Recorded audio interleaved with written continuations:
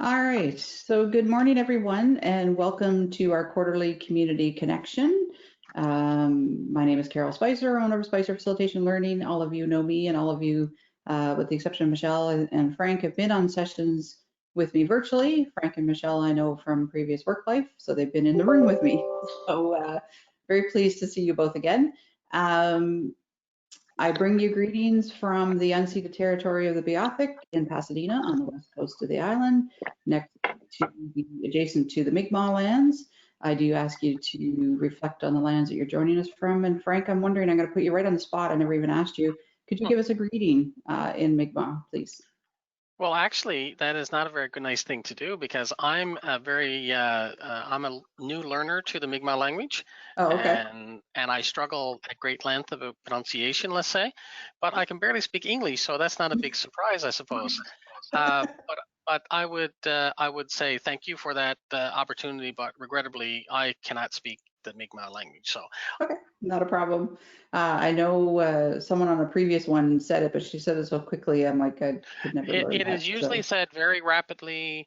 To some extent, it's almost like I had a grandmother that recited, like, say, the Lord's Prayer as an example, very quickly. mm-hmm. It's almost like that. It's like the words almost flow together as just distinct syllables, but the like if it's just really quickly done. I would say Okay. that we're doing a variety of Zoom events with a gentleman out of Escazone, and I guess video conferencing has leveled the playing field because Mm-hmm. he's an expert that we wouldn't be able to bring to our communities, Mm-hmm. and that's what I said to him a meeting or two ago. I said you need to slow it down because we can't. We're trying. That's one of the things we're trying to learn, Mm-hmm. and like he is so it's like just bang bang bang bang bang bang bang bang bang, and I think, like, it's like I say, I can remember my grandmother saying the Lord's Prayer the very similar way. It was like Mm-hmm. something that was so ingrained into their psyche that so anyway. Yep, fair enough. Makes me think back, my last in-person event prior to one just in the fall in Corner Brook was in Montreal, and I was being simultaneously translated into Inuktitut. Hmm.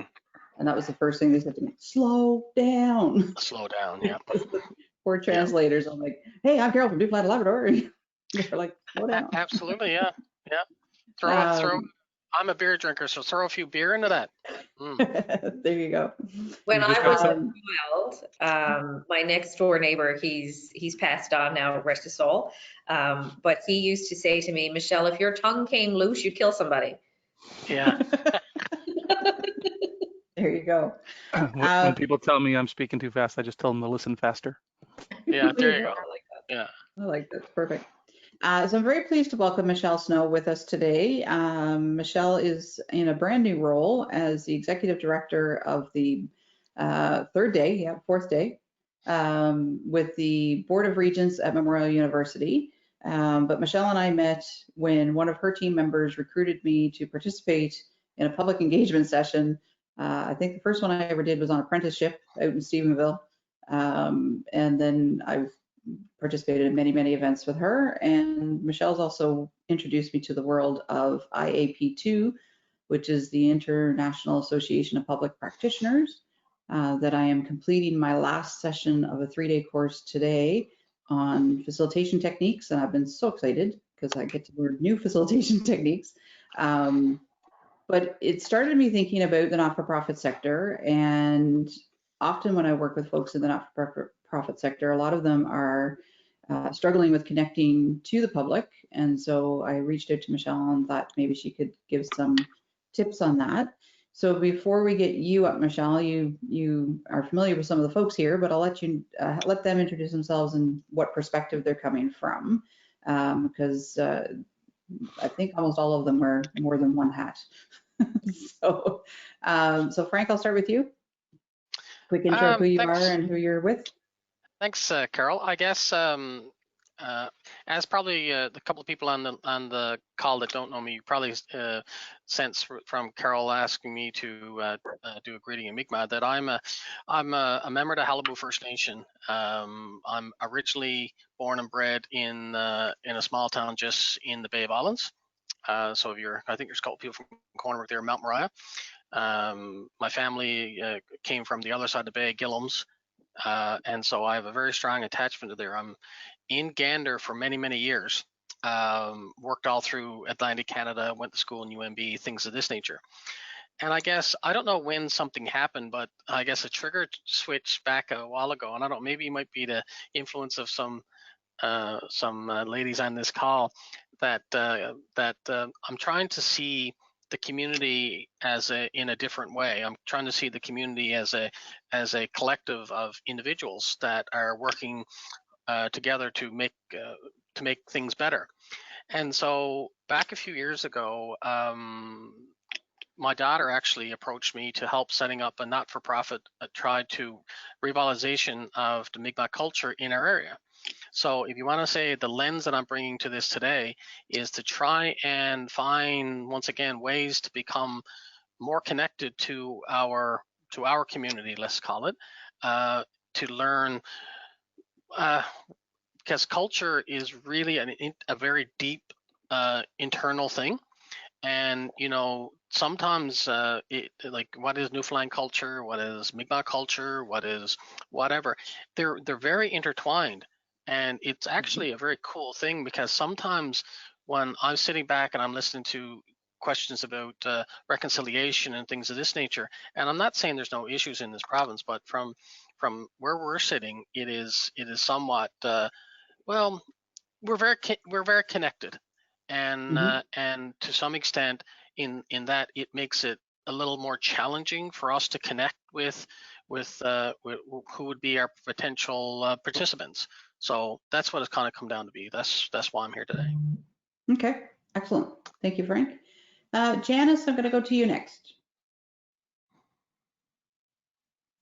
Hi, I'm Janice Carey. I'm with the Newfoundland and Labrador Federation of Agriculture. My coworker Kalisha just mentioned this session and it sounded interesting, so I thought I would just listen in as I was working from home today, just with the storm coming up, to see what everything is all about. Excellent, thank you. Bienvenue, Andrew. I'm going to come to you. Welcome. We're just doing quick intros of who we are and where we are. Okay. Hello, bonjour.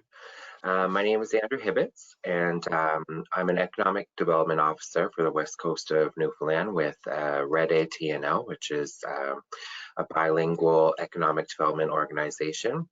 Our office on the West Coast is located in Mainland, but I'm working from home today in Kippens. Excellent. Thank you. Welcome. Sharon, I'll go to you, and then Brent. Good morning. Namaste. Namaste. That's a general welcome. The divine light in me recognizes the divine light in all of you. And yes, we are all connected.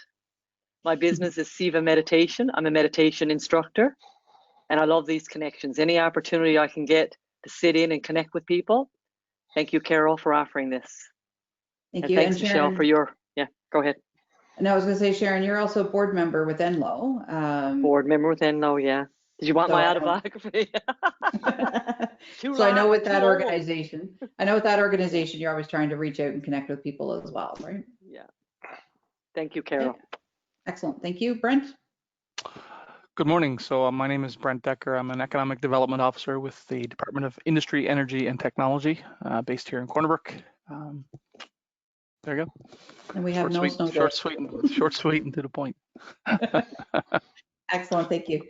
So Michelle, that gives you a bit of a sense of who we've got on the call. So I'm going to turn to you and just let you kind of ask questions, share some information, whatever you feel could benefit us all. Thank you, Carol. I just want to check to make sure that folks can hear me well, because I'm not using a headset, which I normally do. So as long as that's coming through, okay, great. If not, just wave at me. Thank you, Carol, with much gratitude for the invitation. Always delighted to have a conversation with you really about anything, which we do on a regular basis. Also delighted to see some familiar faces around the call, but also some new folks that I haven't had the chance to connect with before. So to Sharon's point about the value of making connections and how that, I guess, supports and advances all of our work, these opportunities are great. So I'm happy to make the time this morning. As Carol said, yes, I'm day 3 really, because I had to take a day off yesterday for personal reasons, into a brand new job. Okay. I just returned back as of Monday of this week to Memorial University.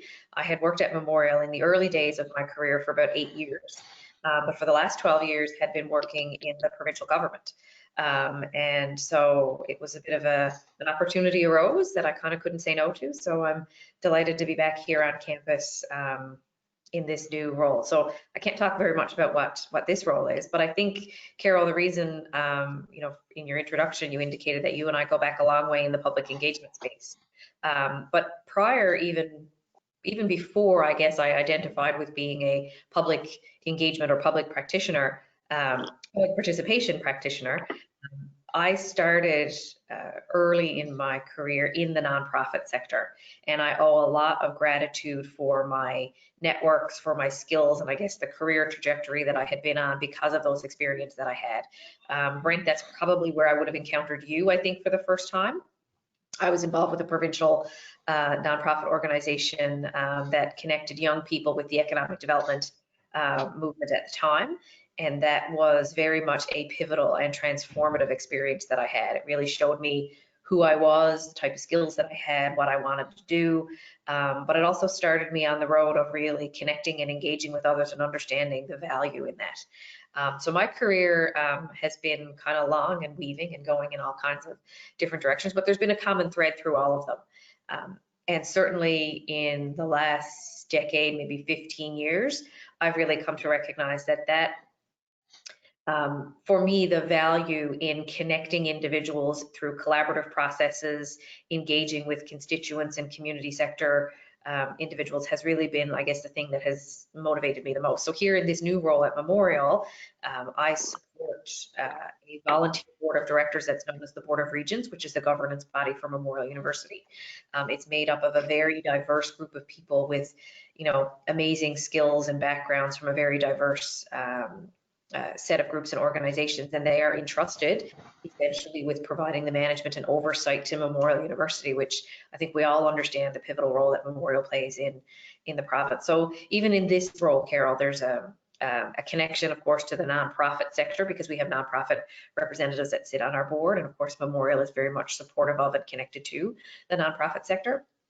But it also, I think, speaking to kind of my background and what I would identify as kind of being the skill set that I bring to the table is around that public participation and how we engage and stay connected and communicate with all of the various members of our communities, because there are multiple ones depending on the sector that you're in. My, I guess, history and background in public engagement, and sort of, as Carol mentioned, a connection that we have there. For a number of years, I was the Director of Public Engagement for the provincial government. I have completed the foundations training that Carol is finishing up today with the techniques course through IAP2, and I also sit as a national board member on the IAP2 National Board as their treasurer. I'm just concluding out my second year on that national board. And it's been very valuable for me to be connected in not only on the national level, but through the international network that we have to learn really about how important public engagement and good sound public engagement is really for all entities, whether you're in the for-profit or the nonprofit, the educational sector or the public sector, that ability to connect. And I think if we look, I'm not sure how much of you are sort of political watchers, but I think we're all very keenly aware of what's been happening in the United States over the last number of weeks and months, and certainly the significant event that happened yesterday. It's interesting to see some examples of how good public engagement can work really well and how bad public engagement with your constituents can also have a very detrimental effect. And so I'm always excited and happy to talk to people about the experiences that I've had in utilizing public engagement and what resources might be out there for any of you that might help you in either your volunteer capacity or in your formal roles that you play with the organizations that you may work for. So happy to have any of those conversations. That's just a little bit about me. Fantastic. So any questions from anyone off the top of your head? I've got a couple of things I can ask Michelle, but anyone have any questions for Michelle on what she just discussed? You can open up your mic or raise your hand or type in chat, whatever works for you. Maybe, Carol, a question that I'd like to ask this group is when we talk about public engagement or public participation or consultation, and those words are used interchangeably in the practice, there is some, minutia differences in the definitions if you want to get really granular with it. But for most purposes and most conversations that I have, we kind of use those things interchangeably. When you think about those terms in terms of each of the perspectives that you have and the work that you do you feel like you have a good grasp of what public engagement is or what it can do to support your work, or does it feel like a bit of an obscure kind of a concept that you hadn't really thought much about until this moment?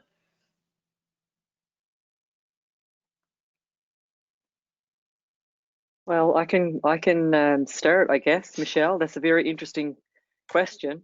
As an entrepreneur and as a relatively new technique, I've been trained in meditation by Deepak Chopra in California, 2015. So when I came back to the little island of Newfoundland, we were all, asked to bring this practice back to our little parts of the world and teach it for world peace, one person at a time. So pivoting through those waters and trying to maneuver and spread this around, trying to find my niche. And it's been challenging, but it's been rewarding. These networks, they kind of come together over time. So patience is the biggest thing with this process, I think. And I loved your introduction talking about how you have many different roads that led you to where you are. You've got a lot of career paths and things like that. And I think most people can attest to, and I'm not going to say mostly women, because we juggle the having babies. We do carry them babies and have them babies. So that kind of interrupts, and it kind of sometimes leads us in a different direction. So yeah, it's been challenging, and then trying to find my specific health and wellness group, or island wide or whatever. But the support is there, and I'm very thankful for venues like this too. Thank you. Thank you, Sharon. Welcome. Michelle, I think, I guess for myself, I think I do have a reasonable grasp of the fundamentals, but at the same time period, what's seeming to be more and more the concern or the issue in the world that I'm part of is what we perceive is a lack of participation by a certain demographic. I don't know. It could be women. It could be elders. It could be young parents, whatever. And trying to work through what I would call is the textbook strategies to include that, I would say generally is a dismal failure. Okay, because if they're not interested there, the typical textbook type stuff just doesn't seem to work. Okay, that's my experience. And so I guess as we move forward, and you could kind of put your hat on as someone that's sitting around the Board of Regents, and no doubt knowing you're probably saying, well, first thing you're looking at is, okay, this is an underrepresented group, okay, or this is an overrepresented group, and how can we, you know what I mean? Like that's, gap analysis, you must dream it, right? But I guess the way I'm looking at it is that, okay, so what I do for fun is not for profit, let's say, because to me it's fun. But at the same time period, I still don't feel like I'm capturing the insight of the full demographic that even I look at it, and I'm smart enough to know that I don't know what my demographic is, because really at the end of the day, that's ebbing and flowing constantly. So really, it's a snapshot in time what your demographic is. So I guess I don't know if you'd want to chat on or speak on that, and maybe Carol with some of the recent strategies out of your foundations course or whatever. But the point I'm making is that as a volunteer in particular, I need like certain things, like a bullet off my bulletin board that I can pull off for some of these typical problems that we have, because even though I'm finding it fun, I do work, I have a family and all this type of stuff. So trying to keep everything going, I feel like I'm kind of smothering to some extent, right? Thanks, Frank. Great question. And as Oh, pardon me, that's my phone ringing. Always great perspective from you whenever we chat, Frank. I think the thing that comes to my mind is, for all of the years that I have been involved in various types of public engagement or trying to bring, broader, more diverse perspectives and viewpoints to the table, I don't know if I can think of one example, and I've been involved in hundreds of projects.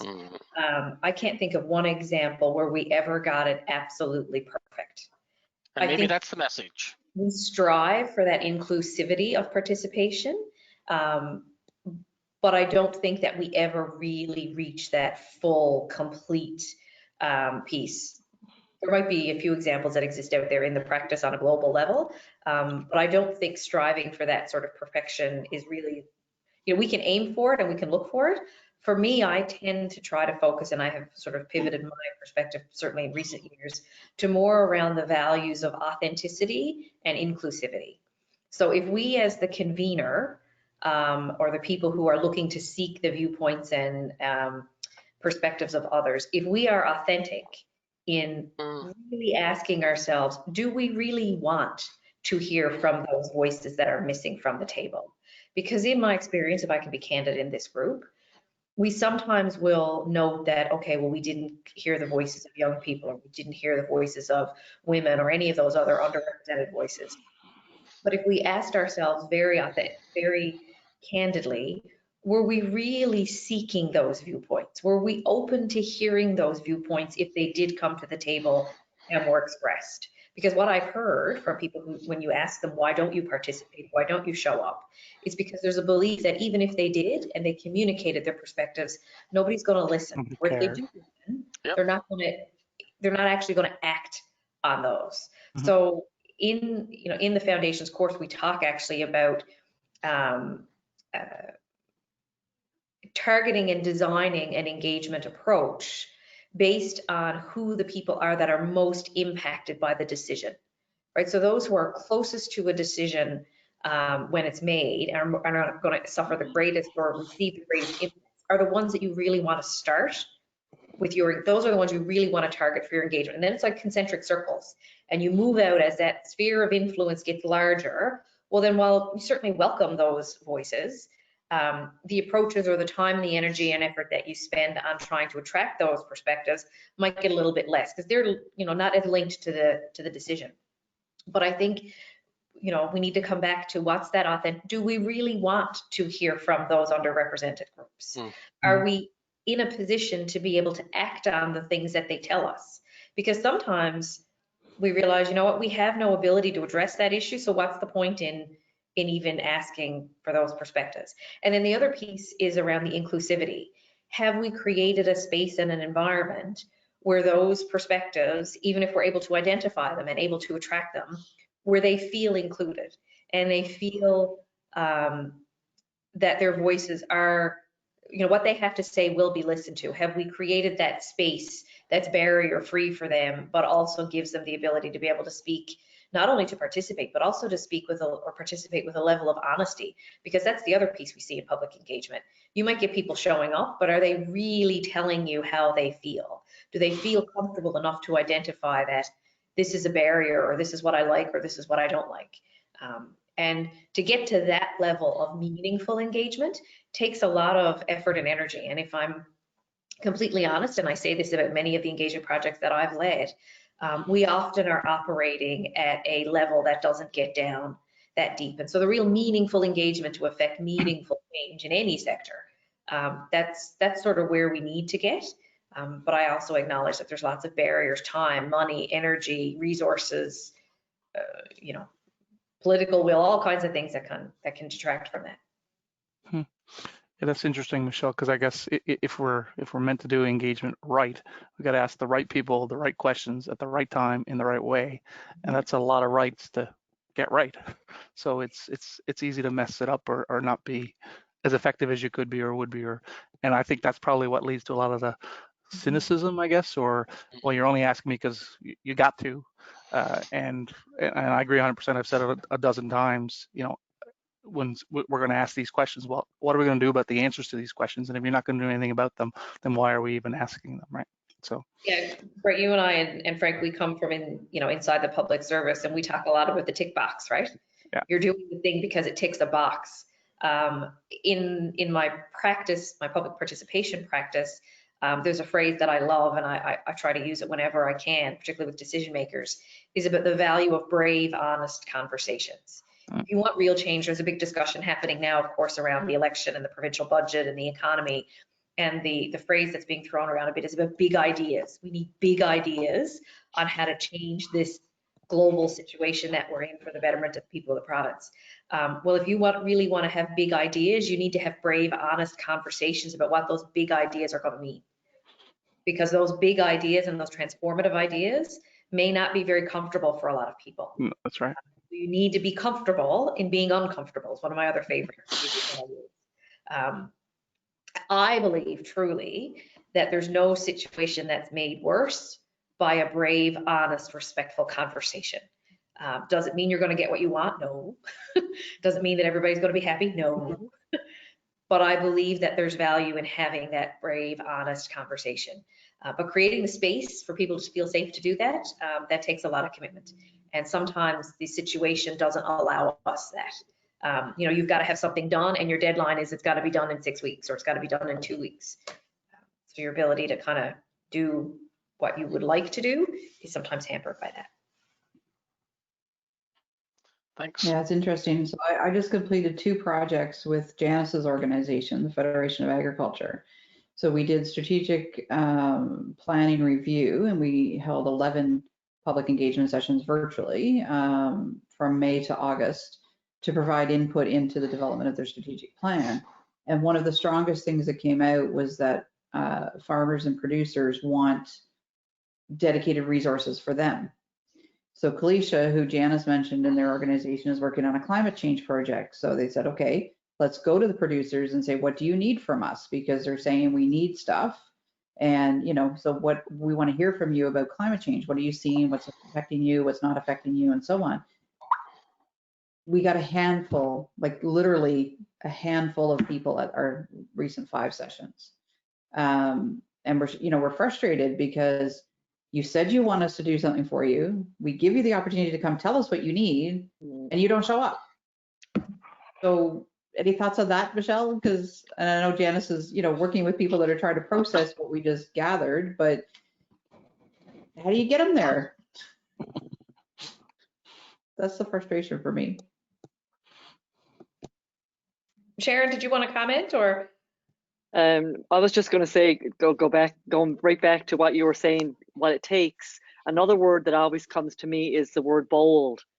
I mean, if you're dedicated and you know it's your truth and you want to make things happen and you want to make a change, you have to step outside of that comfort zone and keeping this information to yourself. You have to be bold in that. And that doesn't mean making enemies. It means making more friends and making more things in common with people.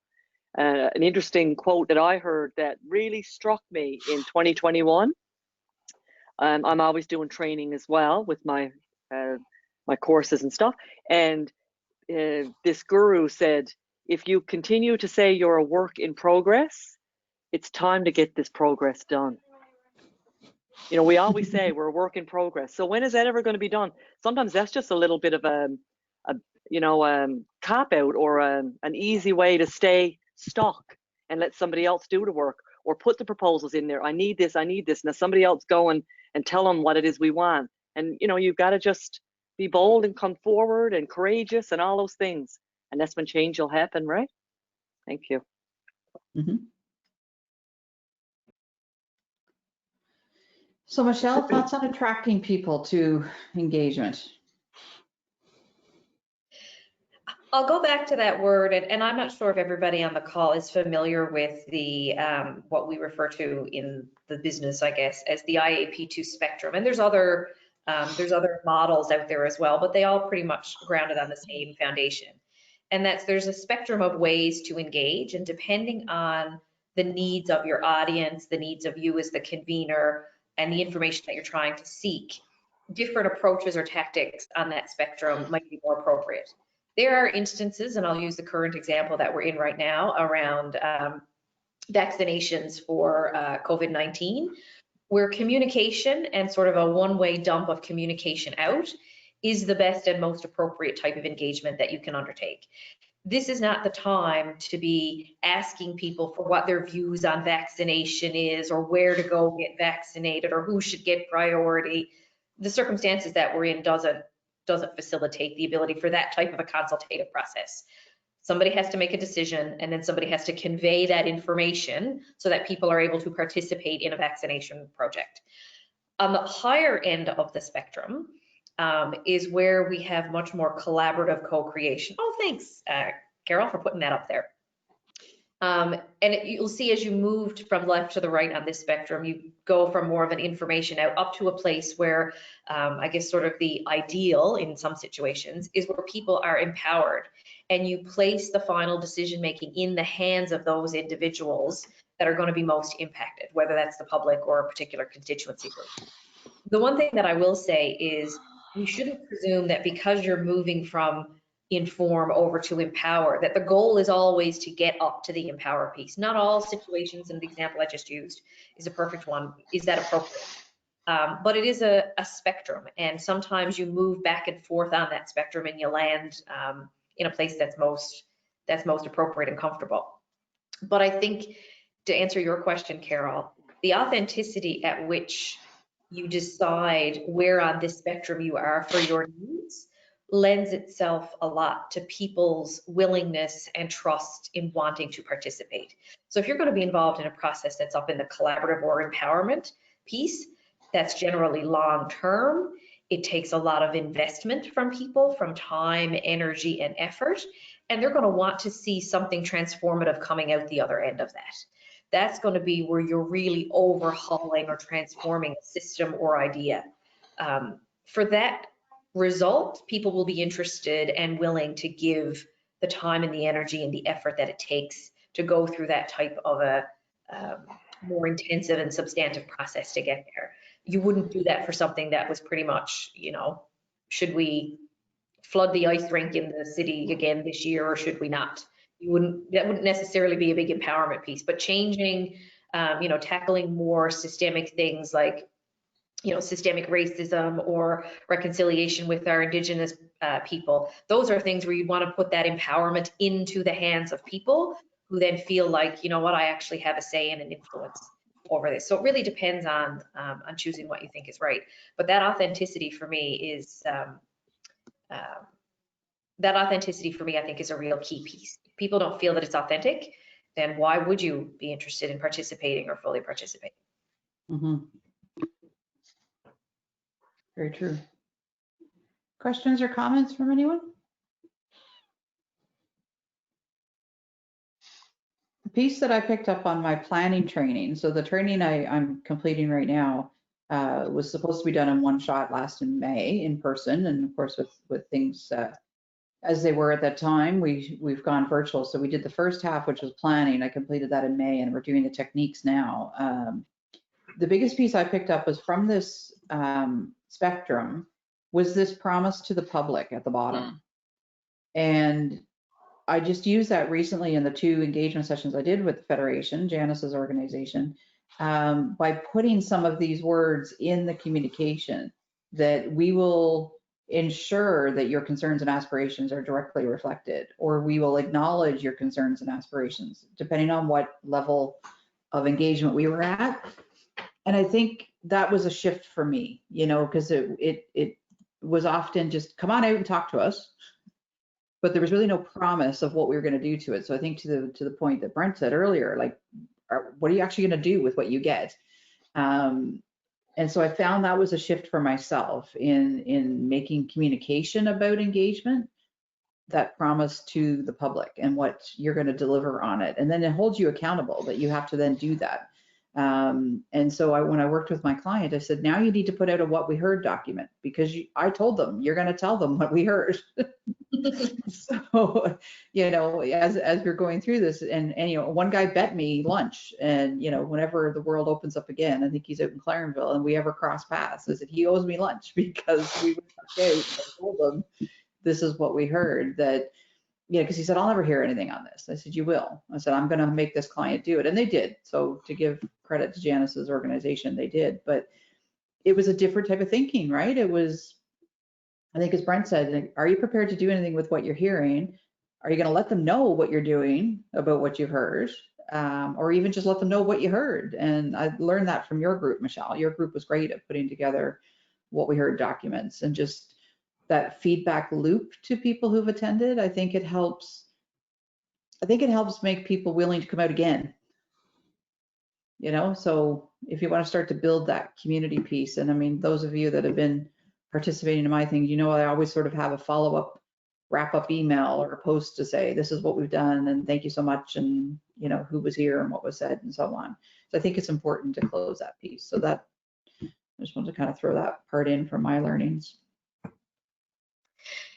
Carol, I think if I reflect on, my own experiences in being involved with the not-for-profit sector, particularly as a volunteer in my younger years, and still in the capacity that I'm able to, I remember my parents, for example, in my early days after graduating university, and I was involved with this volunteer organization and spending a lot of time doing a lot of work for them. And my dad kept asking me, are they paying you for that? And I kept saying, no. He's like, what are you in it for? Well, you're supposed to be looking for a job. You need to get a job and a paycheck. Why are you volunteering for these things? And I don't know if I even could articulate it or understood it well at the time. I just knew that I liked it. There were good people. I enjoyed my time. I felt I was learning. I was getting exposure and experience that I didn't see an opportunity to get in a quote unquote real job somewhere. Looking back on it, that was some of the most valuable and transformative experiences that I had. And I take lessons and connections from those, many years later in my current life. As I think I said earlier, I think it changed the trajectory of my career. So my willingness at the age of, 23, 24, to give up my time to volunteer or be involved in that community sector without being paid for it was because I was getting a value and receiving value in other ways. It's no different with participation or engagement. People are not going to show up to your event or take the time to fill out your online survey or to send you in a submission if they don't feel there's any return or reward for that. So being able to articulate what that could be, a desire to help the province, a desire to, Frank, in your example that your daughter mentioned, to showcase and share a cultural aspect with people who you believe might not be aware and would need to be educated. That's the value.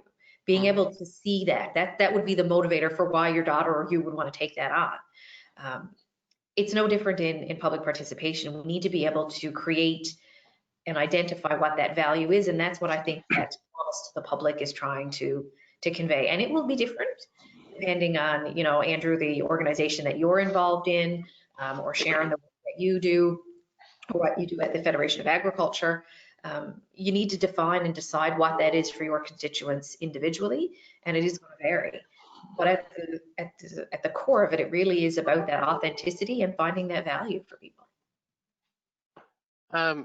Just to kind of like bring it back to something that's of particular interest to me in the sense of not-for-profit, and I guess maybe it's because, and like you say, it's clear pretty much everybody on this call, and I would say pretty much everybody in our communities these days, you generally work and you volunteer, some more, some less.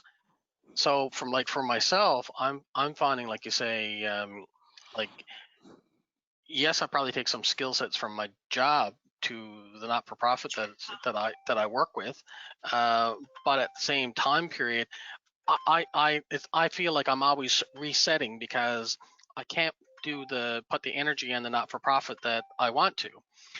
So like, this is what I was saying earlier, like, is there like, I don't know, maybe that chart, I'm trying to turn my phone off there, guys, but sorry about that. But at the same time, I guess I got distracted there, but these are all great strategies, and and I wouldn't want to say I don't harvest some ideas from people like Carol and you, Michelle, but like as a person involved in a not-for-profit, I like I said earlier, I feel like I flounder so much because I always feel like I'm restarting. because I can't keep going at it. Like in my job, like generally, you know, okay, in my world, if we're doing a forest management plan consultation, there's people, there's process, there's stuff that got to happen. But as a not-for-profit, a lot of times you're restarting all the time.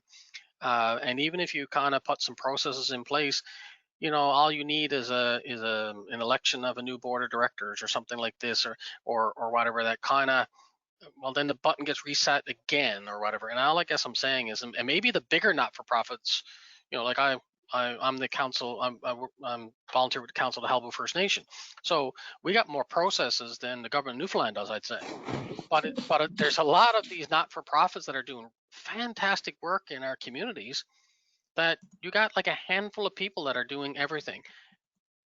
But they are not able to necessarily go outside of their circle because they don't have time. So if their circle is what the constituent wants, well, we're good. But that's not by design, that's by chance. Okay? So I don't really want to do public participation by chance. I want to do public participation for the not-for-profit sector by design or by intent or whatever. So I don't know, is that a question or a statement, or I don't know. Anyway, I find I'm struggling going outside of what I perceive as what I think the constituents want. And so far we haven't screwed up, but it's just inevitable we're going to. And that's okay. Yeah, maybe. Yeah. Right? Like a screw up, to use your word, is okay, because that's how we learn, right? We learn from those situations when they happen. Our goal should be, A, not to intentionally cause the screw up to happen. Nobody wants to do that. So to try to do your best, you know, Sharon, to use, when you were talking earlier, you reminded me of a phrase that I've echoed quite a bit in the last number of months, and that's, I stand in my own truth. If this is my belief and what I trust my instincts and my experience to be, I may be wrong, and that's okay, but I need to stand in the truth that I believe is my own. So we try not to intentionally create the screw ups, but if and when they do happen, and they will, use that as a, you know, in the tech world, they talk a lot about that failing forward, and wanting you to have 17 or 18 or 20 failures before you find that one gem. They want you to have it, because you'll never get to that one transformative technology if you didn't have the failures leading up to it. We need to be a bit more comfortable with that. In the public sector, in government, certainly, where some of us have spent a fair bit of our time and still are, that's not a culture that we embrace really well. The tech world embraces it much better. I'm not sure what the views on that is in the community sector or the nonprofit sector, but again, we just need to be okay that from that we learn, and from that we get better, as opposed to pointing the finger of blame when something happens. Sharon? And screw ups, I was just going to say, some of the biggest screw ups that I've had, we label them screw ups because that's what society has conditioned us to do. Well, we failed and we screwed up, but really and truly, all those little things that we've labeled are really what makes us great. I mean, there's always somebody, when I'm telling somebody, well, just look what I'm after doing now, and they'll say, you know what, this is going to spring you so far forward, just wait for it. And it always does. But you know, you need your, what we call our tribe. We need our support. We need our strong foundation. But we're not going to make any huge difference by not being authentic. I agree with that, Michelle, 100%. It's crucial. People can smell disaster. They can smell somebody who's not authentic, somebody who's just, you know, handing you a line. And when you're authentic and you're real, people notice, and they're there to support you and say, you know what, you didn't screw up. You just made yourself better. And I gotta thank everybody for having these conversations. You don't know how much I need to hear this morning. Thank you. I had a recent experience where I was going through a bit of a difficult time, and I knew I was faced with a decision. And in my gut and my instinct, I knew what the decision was that I needed to make. I knew what was right. I knew what was true to me and authentic to me. But I also knew that came with significant risk. And I, you know, reflected on it a lot, and I talked about it with people that I trust. But it really was the support of what you used the word tribe, but there was a group of people that I knew I had their support, and whatever came out the other end. And I remember when I made the decision, articulating and communicating that this is the step I'm going to take. I am aware that there may be negative repercussions. I hold no expectation of what the outcome will be after I've taken that step. That is beyond my sphere of influence. I have to leave that to the people who have the authority to deal with it. But I knew what I needed to do for my own authenticity, for my own truth. To be quite blunt, I wouldn't have lived with myself if I didn't. But it was the support of people around me who I knew that wherever this goes, look, it could have turned into, and it might still, who knows, turn into the biggest disaster ever known. But my comment was, even if that happens, I'm comfortable with the decision that I made. And what else can I do? I had a manager that I worked for in the private sector designing curriculum, and she often included a slide in mostly her leadership courses that children learn very quickly that if you stand still in a video game, you're dead. Right? True story. And the intention was you got to take a step. And sometimes it's a step backwards, sometimes it's a step sideways, sometimes it is a step forward. And that was the lesson she learned, but it was such a stark statement at first. You think, but it's true. You think about it, any video game you've ever played, if you stay still, someone's going to kill you. So it's like you got to move, you got to adjust. Yeah. But I want to pick up on something that Frank said, and I think, Frank, you really hit on a core of not-for-profits, that the majority of not-for-profits that I've worked with don't have funding enough to have staff. It's all volunteers. It's a board of directors that are volunteers. It's people passionate. Brent, I'm looking at you. You volunteer with the scouting movement. That's volunteer. That's not, there's not this big office that is here in Pasadena supporting you. It's you and a bunch of other gentlemen that's, take your boys and some girls that are joined as well and take them out to the community and do their things. So I think to your point, Frank, is people are doing something out of a passion. I'm chairperson of the Heritage Society because heritage is my passion, but I'm not trained in board governance. I'm not trained in public engagement, perhaps. Now, personally, I am, but in a lot of cases, the people that you're working with aren't.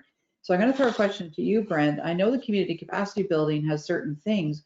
Would public engagement be something that organizations could get funding for? And you may not be able to answer that today, but is that something that would kind of fall under a bit of that training pocket?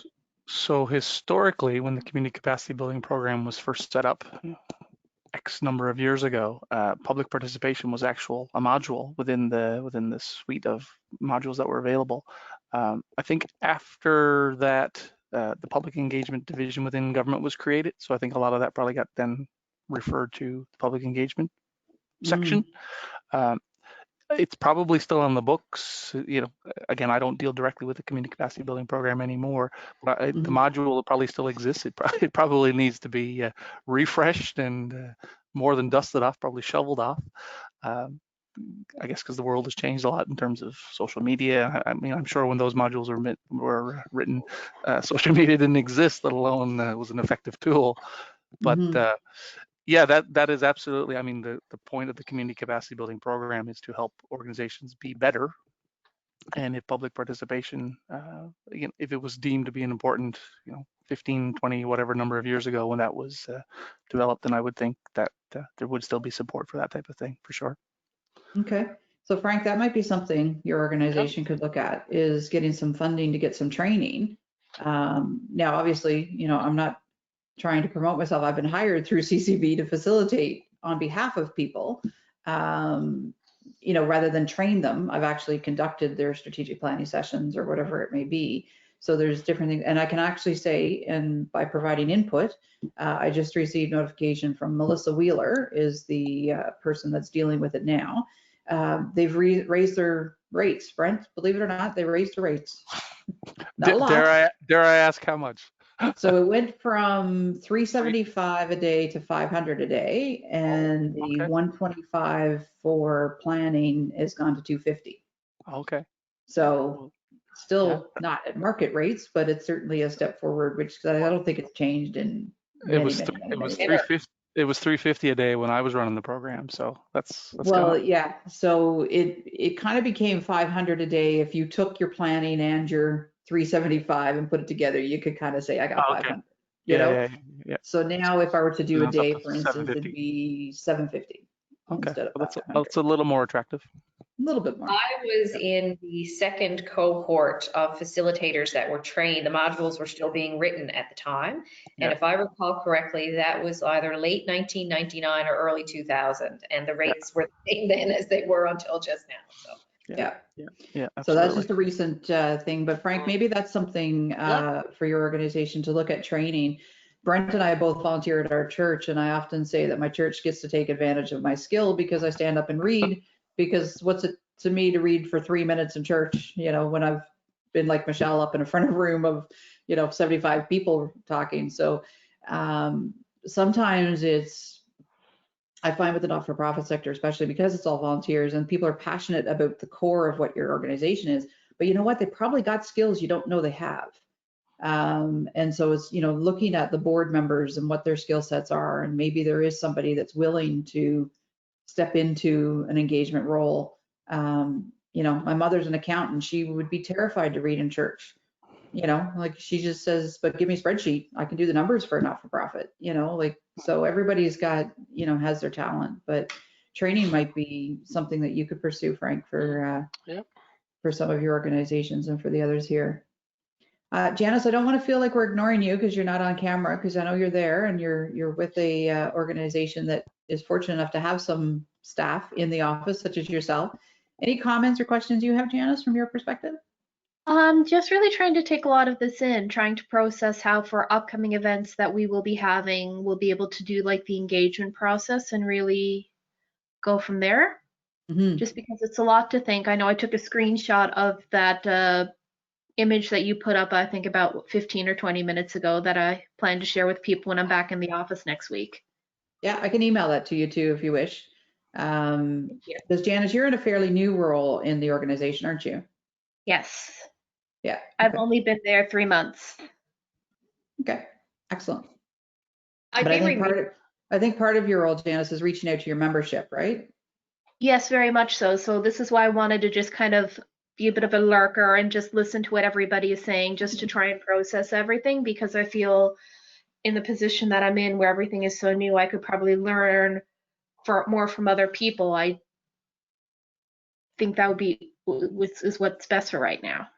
Excellent. Fantastic. We're happy to have you here. Are Nicole and Maureen still with the Federation? Yes. Okay. I'd be remiss if I didn't give a bit of a, plug or a shout out for IAP2 as an association and the resources that it can offer. IAP2 is a member-driven organization, so there's an annual membership fee. It's not that prohibitive, but for some people that might not be within their reach, depending on your role within the nonprofit sector. But there is also an opportunity for non-members to avail of some of the resources and materials, and also to participate in events. Some of them are free to the public and some are at a small fee for the actual event itself. So if you haven't had an opportunity to do so, I'd strongly encourage folks to go on to the IAP2. Andrew, we are in the process of working, we've put it as one of our strategic objectives to be a fully bilingual organization. So we are working at having our materials and our training in both official languages. We're not there yet. We haven't reached the perfection, but we are striving and have a significant commitment to it. So there is training that is available both in French and English for any of your members who might be interested in doing it in their first language if that's not English. But yeah, so, whether you're interested in becoming a member or not, I would encourage you to go into the IAP2 Canada webpage. We are an international organization, so we often leverage some of the resources and experiences from all around the country. The practice of public participation in Canada is more developed in the western part of the country than it is here in the eastern part. I'm delighted that Carol has recently become one of our approved trainers on the IAP2 circuit. We need lots more in Eastern Canada and certainly more in Atlantic Canada, so delighted to have Carol added to that roster. But in terms of Canada and the rest of the world, if we look at jurisdictions like Australasia, even in the United States, their practice is also much more advanced than ours. So we're able to leverage some of that knowledge and experience. What I would suggest is there are a multitude of resources there, webinars, YouTube things that you can watch that are free. Since COVID came in, many of those things have been made more broadly available to non-members than they would have been before. An interesting thing, IAP2 is a nonprofit organization. We have no full-time staff. We're run by volunteers. We do have a contractual service that we avail of to allow us. We do have some staff working for us, but they're not full-time staff. But an interesting learning for us over the past year is IAP2's membership has increased. We're at the highest amount of members we've ever had in the past year. Our participation in our online and virtual training offerings has skyrocketed. We had a webinar just recently, maybe in December, where we had 1,400 people wanted to participate in that webinar. We had to shut down registration at about 600 because that's all the platform allowed. So it's an interesting lesson for me that even small nonprofit organizations in the time of a global pandemic and a crisis are able to find opportunities because I think we pivoted quickly to provide value to our members. So I think there's a lesson there, whatever the area or sector that you work in the nonprofit, that there are opportunities that can be leveraged.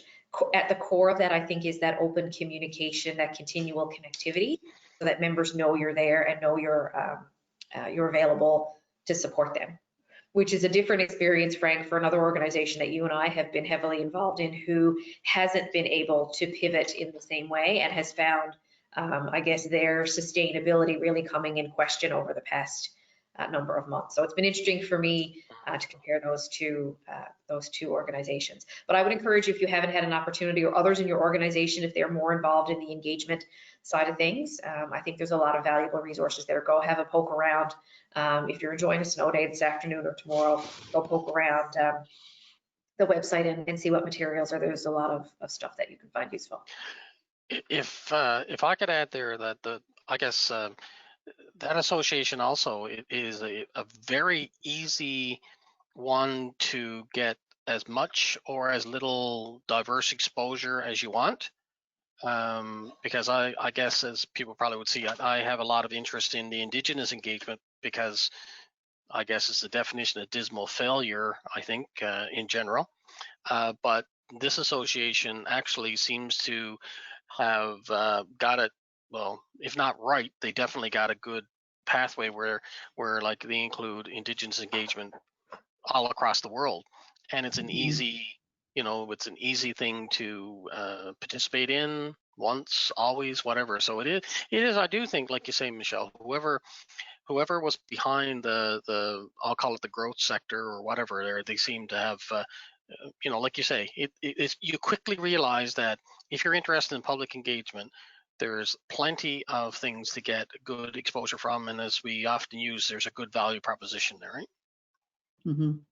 They also have a community of practice, Frank, for Indigenous engagement. Yes. Yep. Specific to that. And, Absolutely, I noticed, as I did a land acknowledgement, it came from working with that organization, because every time I attended an event, they were doing a land acknowledgement. And the interesting thing, so in this workshop, which I just got my 1 hour reminder, starts at 11:30. They're starting in BC at 7 in the morning. And here I am at 11:30. So when we finish, it's noon for them. They're going for lunch, and I'm going like to supper and to bed, because it's just the time difference. So as Michelle said, everything tends to be Western centric. But listening to the introductions all across the country, and how they're so different, and even just in how they're expressed, but it's really kind of interesting. You get this group of 20 people on a call on a training session, and we're acknowledging land all across the country in different areas and different treaties and so on. So it's to me, it's very powerful. But yeah, IUP2's got taster series, which are little snippets of workshops to kind of get you interested. They're often, I know they're free for members. I think they might be opened up to non-members as well. And that's one thing, one of the workshops I'm developing for them, I have to also develop a taster. So it'll give a little intro to it, and you'll get some learning from it. And I attended one of those, and I think there was 700 of us on the call from the United States, from across Canada, like all over place. So not a lot of time to connect with people, but just even knowing that you're in that kind of online community for that hour is really kind of cool. Andrew, I want to throw to you. Any comments or questions from your perspective? I just wanted to say thank you for sharing that website, actually, because I was kind of poking around there as you were speaking earlier, but I intend to look at it a little more thoroughly after and see if maybe our organization might want to become members or something like that, or even if we just take a couple of the, training sessions in, I think it could be beneficial. So thank you very much.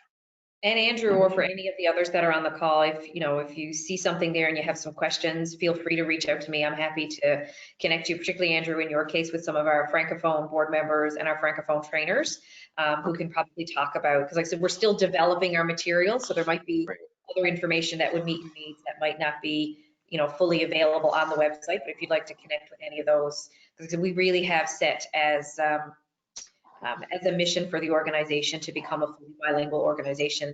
But you can't do that unless your materials are available in both languages and you're able to do training and you have bilingual trainers who are able to offer our services in both French and English. So we're working. Excellent. But even for just us, like our organization, us as like, employees or whatever, like we could take the training in English, like that wouldn't be an issue. But yeah, it's exciting to know that after it might be available in French, which could be interesting to, people in our region. So that's great. The other thing that I'll mention is Canada Job Grants provides training of up to $10,000 per employee per year for training. And I've got my training funded under Canada Job Grants, which gives you up to 2/3. So this course that I took this week, when I finish and I actually get my certificate, I will submit my report into, used to be ASL, ISL, I think they're called now. And I got an advance December just before Christmas on the funding, and I'll get the balance of the funding that they're paying for this training when I submit my completion report. And it's up to, I think it's up to 2/3. You have to contribute 1/3 in kind, which is usually your salary. You say that, I'm taking this time away from my job, and that's your contribution in kind.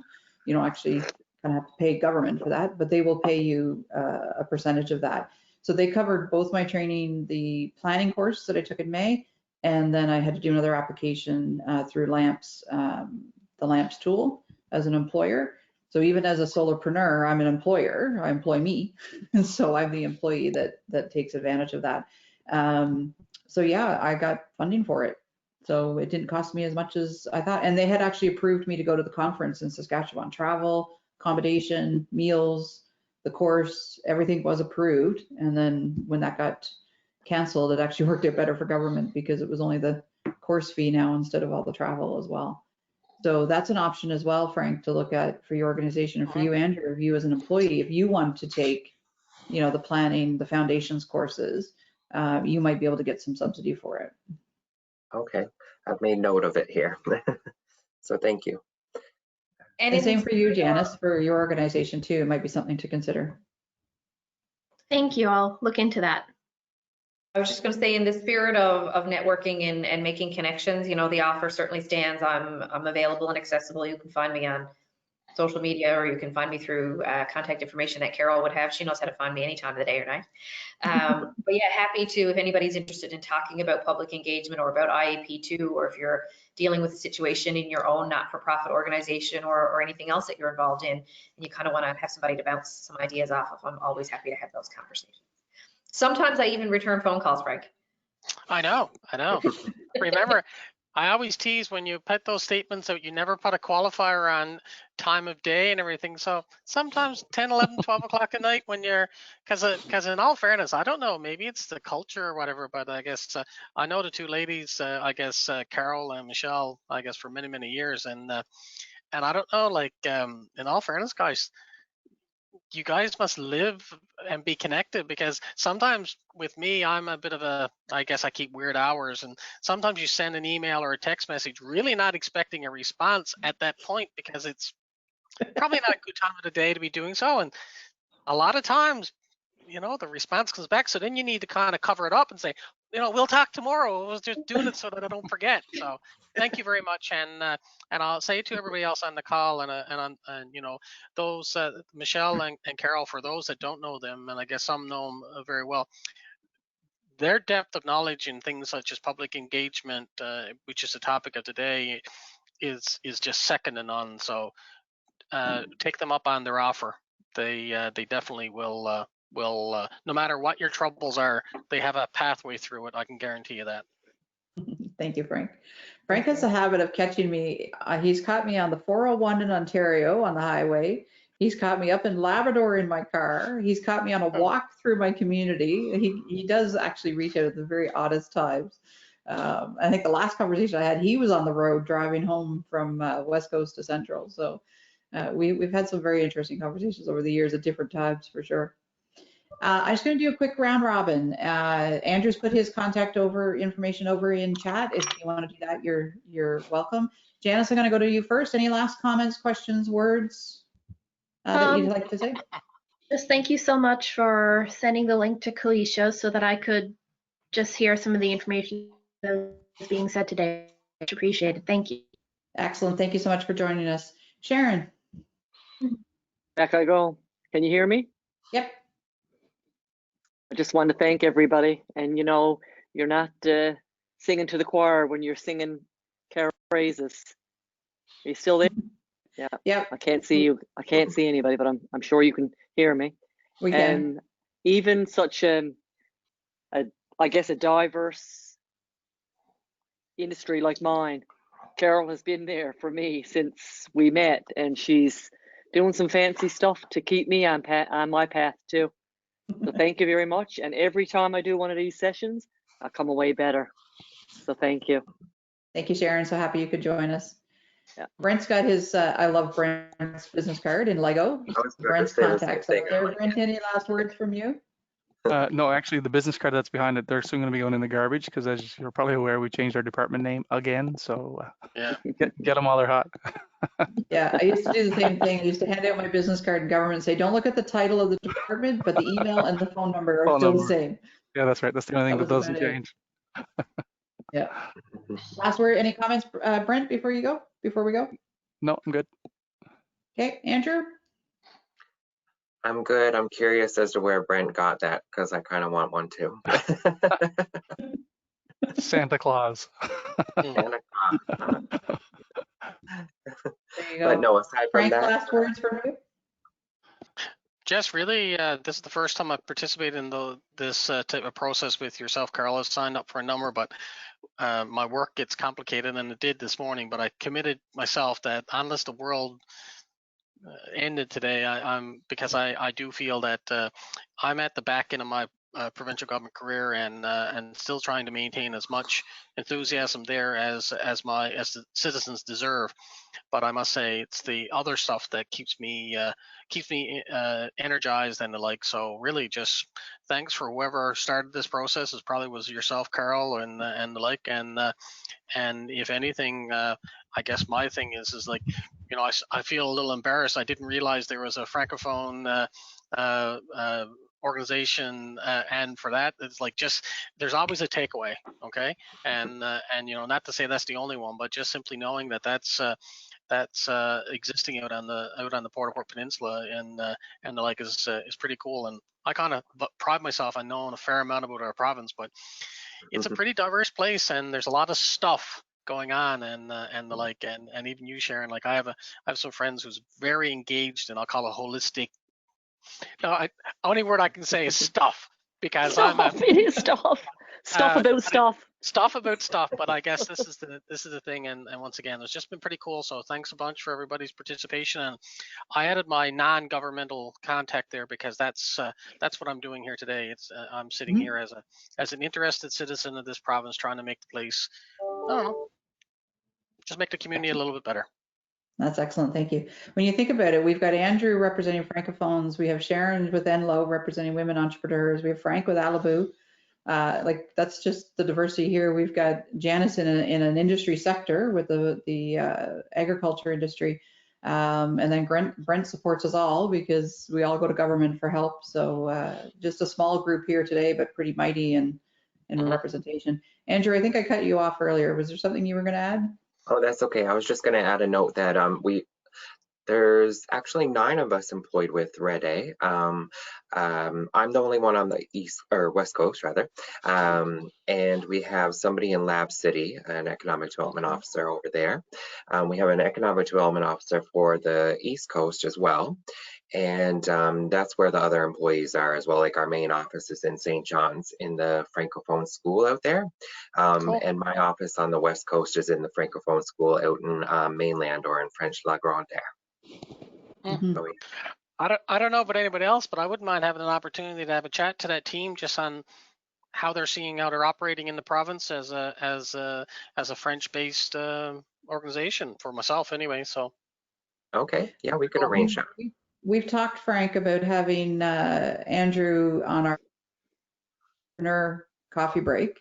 And we were in preliminary discussions with Andrew talking about the Francophone entrepreneur community and how us as entrepreneurs can market to Francophones, understand who they are, where they are, and for them to tell us a bit more. So that might be, keep your eyes and ears open, because that's something Okay. we're debating to talk about with Navigate on our coffee break series. But certainly the two of you can make connections as well. Sure. Well, really, like what I usually always say is a lot of people don't understand the Halibu First Nation, or for that matter, the Indigenous peoples in this place we call Newfoundland. And it's the same thing from where I'm sitting.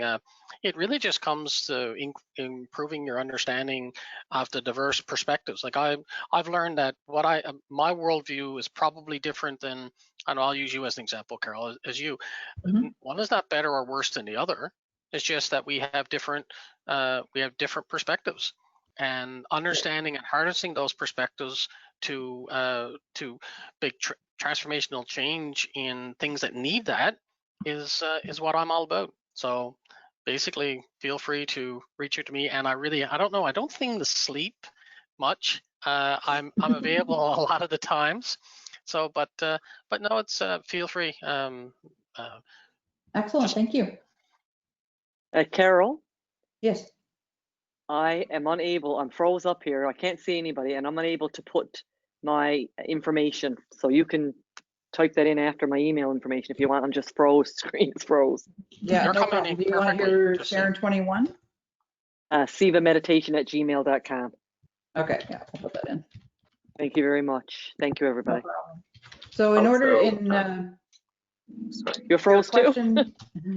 your question, Frank, is the community connection came from working with not-for-profits. Surprisingly to be, not-for-profit organizations are actually one of my biggest client groups. And many of them were starting to have the same, I'm hearing the same thing. People don't know what we do. We don't know how to recruit people. We have volunteers, our skill sets, and so on and so on. And so I started to offer this event. So I offer this quarterly. So that leads me into our next session is April 22nd.